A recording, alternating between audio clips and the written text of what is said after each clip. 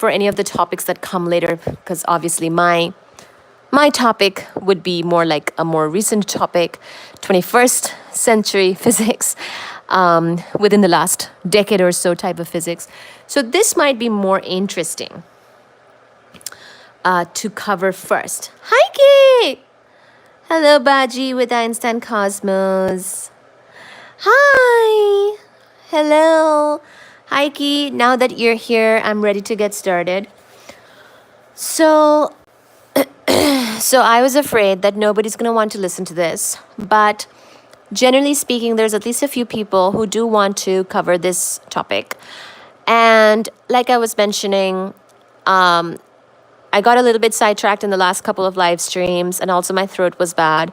But at this time, let's continue on this thread and finish this topic of special relativity so that we can move on to general relativity and also the unified field theory topics, because those really lay the foundation and give us very important information about the modern physics. And by modern physics, what do I mean? I mean 20th century physics, physics in the 1900s that was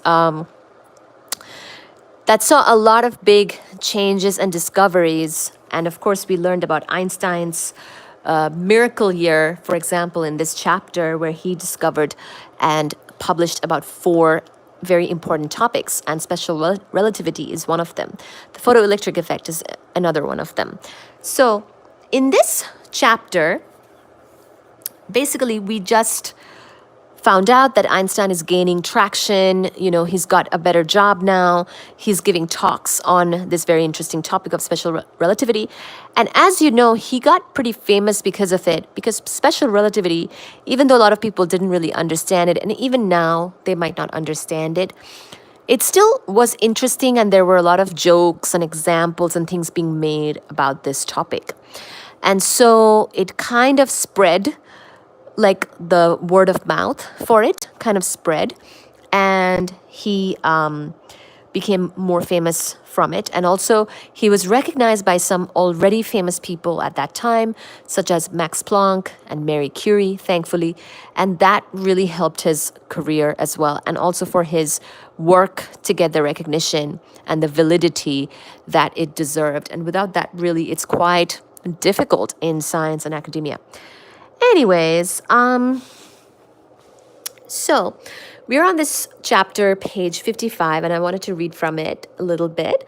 So we're now talking about these paradoxes, which even seized the public's imagination, with the following limerick running in the humor magazine Punch. There was once a young lady named Bright who could... Oh, sorry, Baji. I was trying to show them the page. Look, Baji approves. Ooh, Baji wants to eat the book. There was once a young lady named Bright who could travel much faster than light. She set out one day in a relative way and came back the previous night. So by this time, his good friend Marcel Grossman was a professor at the Polytechnique, and he sounded out Einstein to see if he wanted a position at his old school, this time as a full professor. Letters of recommendation spoke of Einstein in the highest terms.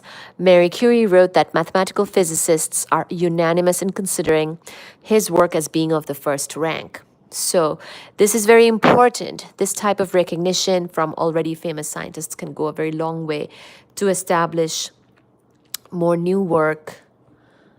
Sorry about that. To establish more new work, or to establish a more new scientist that's breaking ground.